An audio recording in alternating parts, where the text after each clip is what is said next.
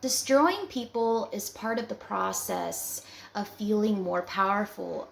With their first big discard, they will leave the partner with a big power rush as they truly push the limits of human gullibility and how controllable people really are whenever they are lied to and gaslighted in the right way. They will spend their late 20s and 30s, maybe even early 40s, being promoted at work, sucking in new supply very easily, as there is no subjective semblance of disorder here. Things are going well in the narcissist's mind. So as they start to creep up on the middle years, the tables start to turn. Current partners and secondary partners may leave them. They no longer get the attention and accolades that their younger counterparts may be getting at work now, and old supplies are exposing them on the regular. The workplace may begin ejecting them too, as it becomes clear their work performance is not what they made it out to be in the job interview, and they can no longer rely on the narcissist's strategies and advice of people who used to try to help them, knowing that they lied to them.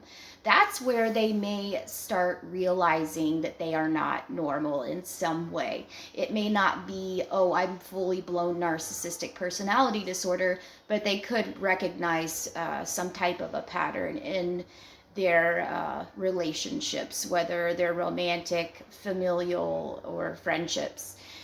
And unfortunately, they have severe issues, such severe issues with their pride that people don't mention enough. So they won't admit it to themselves or others that they need help. So they'll hold on to this thought for possibly a couple of minutes, and that's about it.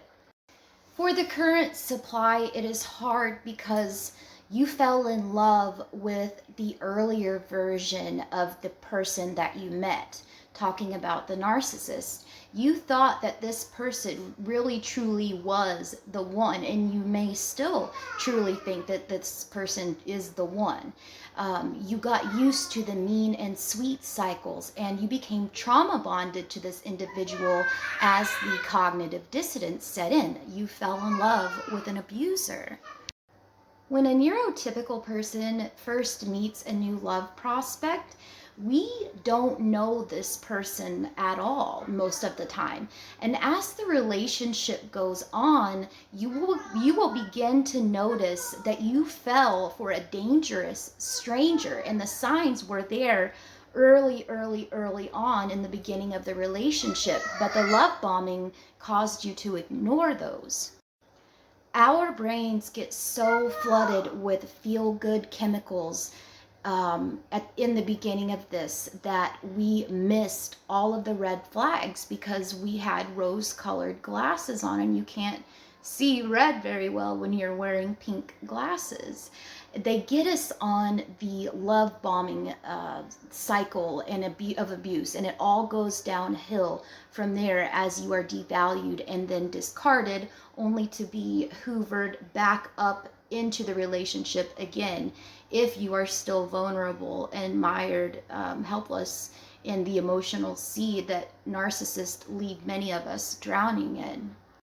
I believe we were in love with the idea of love. Many of us were in love with what turned out to, in fact, be an illusion, a visible illusion. What they presented to you in the beginning was all an act and a complete con as to who they were. So first, you need to accept that this person is who they are and that there is no changing. You are human, so please do not beat yourself up here for falling for the narcissist. Nobody is immune to narcissistic abuse other than those who have been through it and can recognize those red flags in the very beginning. What you need to do, in my opinion, is to look so deeply inside yourself and to ask yourself what exactly it is that you need so badly from others. Not want instead of need, replacing that with want as a totally different thing, because those are two totally different things.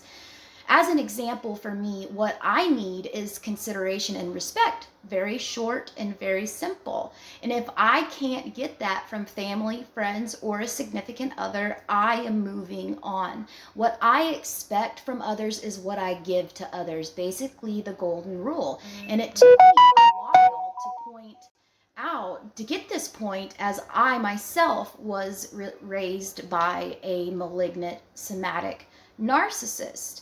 And I was raised to believe that I was damaged goods, and have only just now in my 30s discovered that I am in fact not. So at the end, what helped me the most was coming to terms with reality, and still coming to terms with reality to this day, and sticking with that.